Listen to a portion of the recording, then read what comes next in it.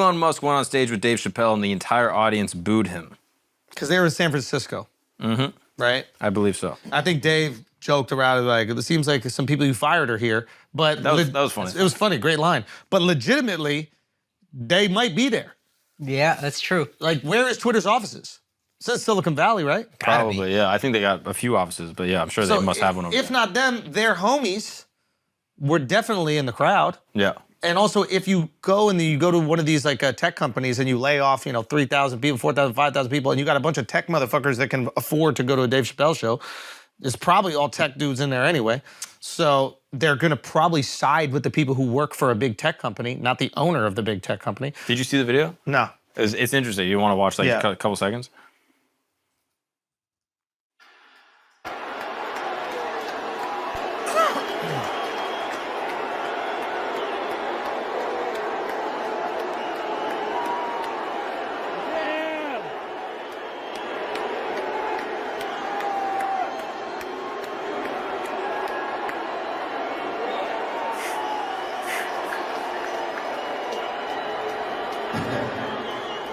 Cheers and booze, I see.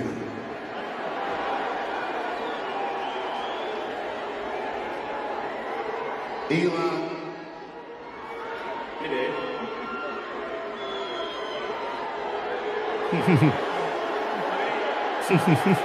Just gets worse from there. But Dave rides for him. Dave supports him and he's like, nah, fuck the people booing. I mean, yeah, he brought him there. Yeah. He can't bring him out that boo bag. The people have spoken. Yeah, that's true. But he made a couple jokes at him, at his expense, just goofing. But then, yeah, he wrote for him the whole time. Yeah.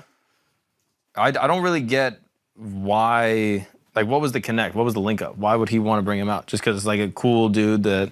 I think it's a fun flex, and it's also, I'm sure, fun for Elon to listen. Elon either enjoys being liked like every other human being on the planet, or understands the power of press, being in the ether. He did a great job of not ever buying a fucking advertisement for Tesla and simply just being the mascot for Tesla himself. Saved so much money doing that. So the tricky thing is it's hard to be rich and liked. It's even harder to be rich, liked, and famous. Yeah. Most truly wealthy people, we don't even know their names. Yeah. You know what I mean? The Saudis all dress the same, so you don't even really, you know what I mean? There's anonymity in it, right? Is that why they do it, you think? 100%, yeah. It has nothing to do with their culture.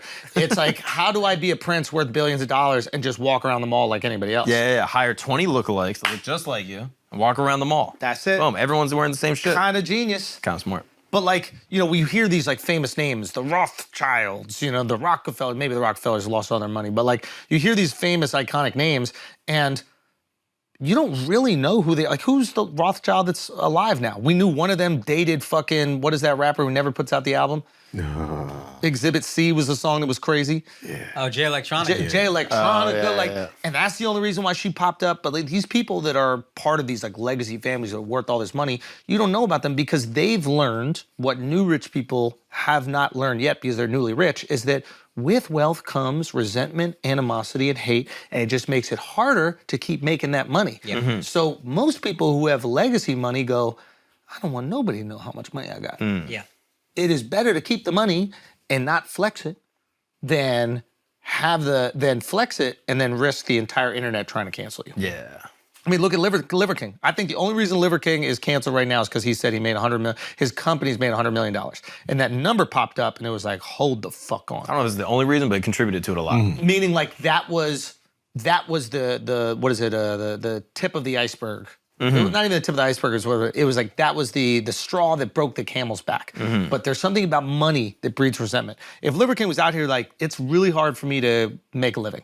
This life is really difficult, but I really believe in it. People be annoyed and be like, whatever. I don't even care if he's on steroids or not, blah, blah, blah. They might even be upset. They're like, why are you putting your family through this? Right. But 100 million? Yeah. That's why one of the most impressive things Rogan has done is no one really knows how much his deal is. We're still speculating. Yeah. Everybody else, Alex Cooper, we know how much her deal is worth. You know what I mean? The guys that are a little familiar with it and then somehow manage to keep it under wraps, God bless him, dude. You're smart. 100%. It's better to keep that shit. Yeah. It's so I think maybe, and who knows, I'm sure Elon is, aware of all this. I'm sure he's studied all this. I'm sure he's crunched all this fucking data. He looks at all his friends that are incredibly wealthy, and I'm sure they go, listen, it's better you're not a fucking famous person. It just makes it easier to move around. He's probably calculated all this, and he's like, I have so much more influence, and I can move markets if I am a famous person, but I'm gonna have all the scrutiny that I have to deal with. I don't know if it's But my 12 kids won't have to. Yeah, but I don't know if it's purely data and like number crunching. I think he also just likes the attention. So there's the question. It's like, which I don't think is wrong, but I do think that is like intrinsic to him. we all want to be liked. Yeah. The question is, what happens when you're experiencing less like than hate? And do you retreat?